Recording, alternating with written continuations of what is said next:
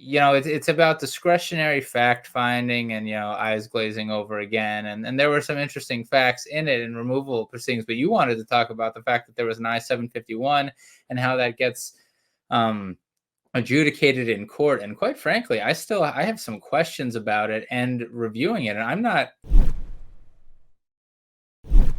I'm not sure that what happened in the case is appropriate, but also, I got to check myself because it went all the way to the First Circuit, and maybe it was. Because as to the I-751, in essence, Mr. Adeyanju got married to a U.S. citizen after coming to the United States through a tourist visa, so he was admitted, and he got a conditional lawful permanent residency, and they filed a joint petition to remove that condition and the joint I-751, but the wife, there were marital problems. The wife at the interview apparently said this is a fake marriage, although she said she didn't say that later.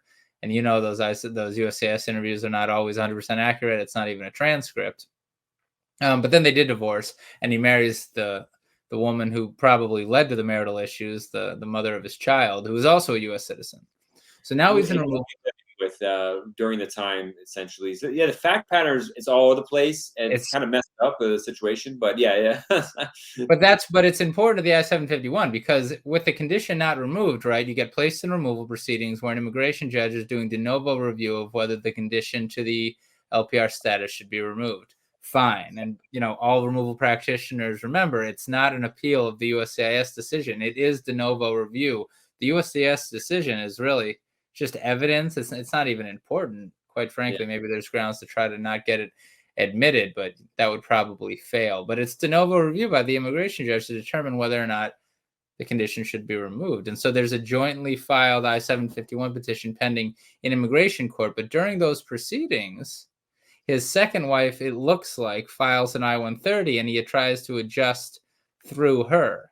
And that's what actually makes its way up to the First Circuit. But I'm not quite sure how that can happen. Because, you've got a guy, Mr. Adeyanju, who is a conditional lawful permanent resident. That condition hasn't been removed.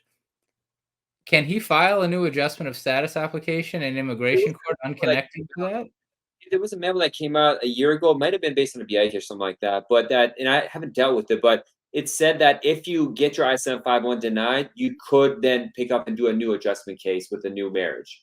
You can do it certainly before USCIS, but in immigration court, when you're placed in de novo I-751 review, I mean, you must be able to, right? Because it made its way all the way up to the First Circuit. It's just something, every time there's an I-751 conditional case, I got to go back to the statute and the regs and the case law and really wrap my head around what the IJ has authority to do. Yeah, I think they even refiled an I-7, because normally you just refile an I-751, and that would force USCIS jurisdiction to do it over again. So that's the strategy I would have used. And then I would have filed the I-130, but they're in court, so it's going to be that special higher burden.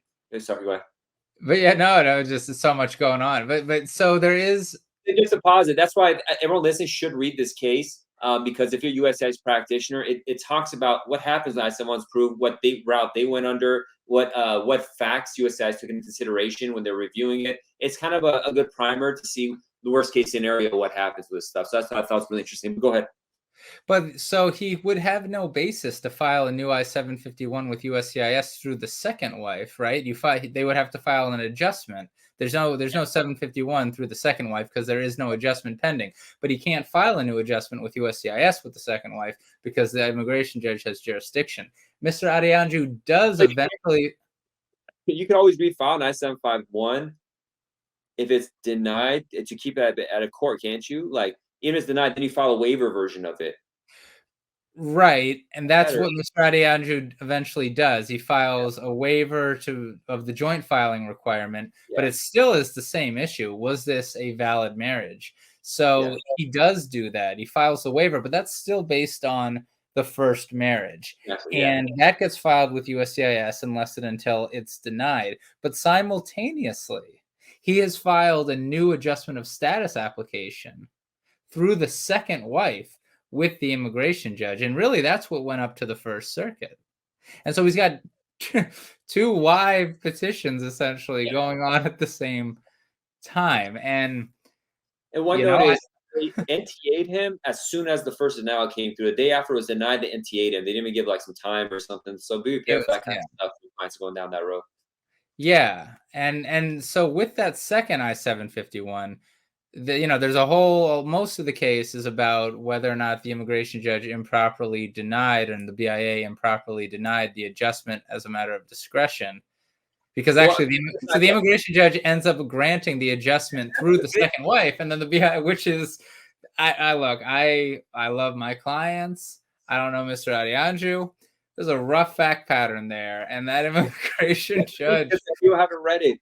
The IJ reads the fact pattern and still approves the adjustment. My head was going like, I thought IJs were like, I was like, who's this IJ? Like, that's like incredible that they still approve the case. Hey, together and say, what, you can't deport the dad or something like that. But that was extraordinary that the judge was like that lenient, frankly, on these facts. There was, I'm not saying Mr. Adeyanju did it. I have no idea. But at the time adjustment was granted, there were pending kidnapping and rape charges. Now, the IJ knows much better than me, and apparently knew better than the board, because that is the reason that the First Circuit ends up remanding it back to the board, because the board, according to the First Circuit, went out of bounds in overturning the immigration judge on some of the fact finding. But the First Circuit also remands, and this is the I-751 stuff, to determine whether or not the First Circuit should send it, the BIA should send it back to the immigration judge for continuances until USCIS decides that second I-751. And that's matter of Stowers and matter of Mendez, which essentially say if there is an I-751 pending before USCIS and the immigration judge has jurisdiction over the case, the immigration judge is supposed to keep granting continuances, and I'm paraphrasing, until USCIS decides that I-751, at which point it'll either be granted or the immigration judge will then have authority to do a de novo review of that 751. And that is the incredibly complicated tangential issue on Adeyanju v. Garland. It's interesting because in it, the judge says, I'm going to grant the adjustment of status unless you want to go to I-751. It seems like, client's counsel said, no, we're good with that. We'll just keep we'll accept the adjustment. It was like a one-liner they threw in there. So it's kind of like it was weird. Three things. First of all, I don't think that the immigration judge could have granted the second I-751 because I think it's jurisdictional that USCIS has to decide it first. So that's out. The immigration and whether the IJ shouldn't be granting adjustment of status if the IJ also agrees that marriage fraud has occurred previously. And that makes sense too. Yeah, big time. Yeah. And so by granting adjustment, the IJ is essentially saying, I don't believe marriage fraud happened in the first. But if that's the case, then just remove the condition. Yeah, exactly. Because the jointly filed I-751, as I understand it, is before the IJ. Maybe not because they divorced in the interim. Maybe that's the issue. The First Circuit doesn't get into it. Maybe an immigration judge cannot de novo grant a jointly filed I-751 if the couple is no longer married. Maybe that's the problem. Maybe. Now, I was going through this issue I-751 because we got one approved where the person was midway divorced and we notified USCIS that they're divorced, so we're doing a waiver. And then they just approved it as a joint, and so we're trying to see if it's correct or not and stuff. But reading the memos, it kind of says USCIS has the authority, even if they know they're divorced, because the divorce certificate was not finalized. So we notified the divorce in process, and they still approved it, even though they're kind of not supposed to. They're supposed to. They have this whole thing. So USCIS on its own said they kind of pull this off if they want to. So does that mean IJ has to be stuck by statute though? They cannot USCIS interpretation.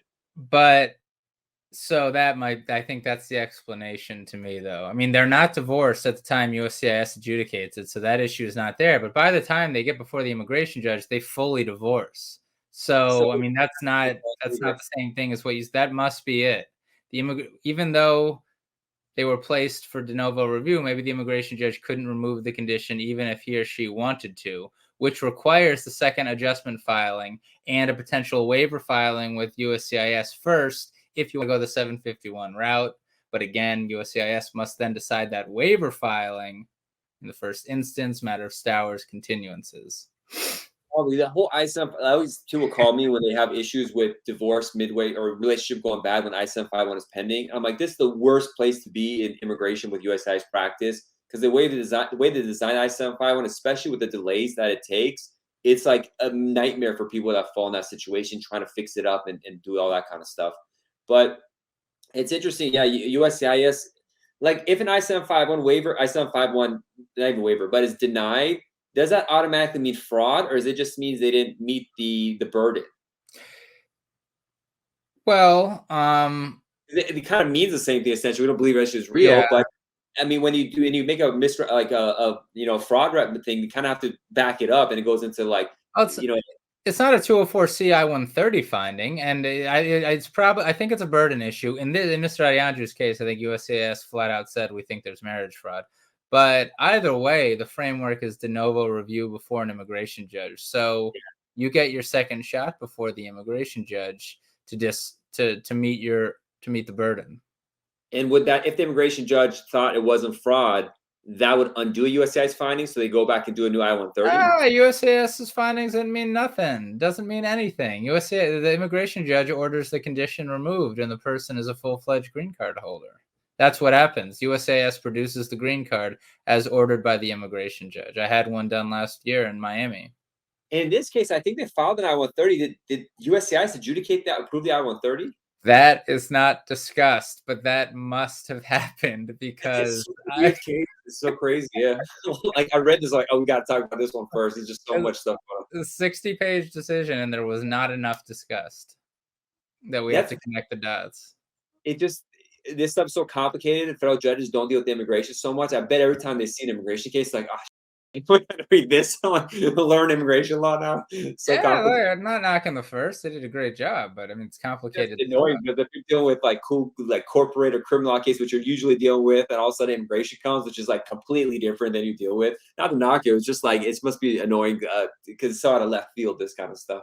Well, they had some fun with it. It has nothing to do with the I-751, but as I said on the podcast, they said that the clear error standard of review in the First Circuit, and this is a quote, is akin to a 5-week-old unrefrigerated dead fish.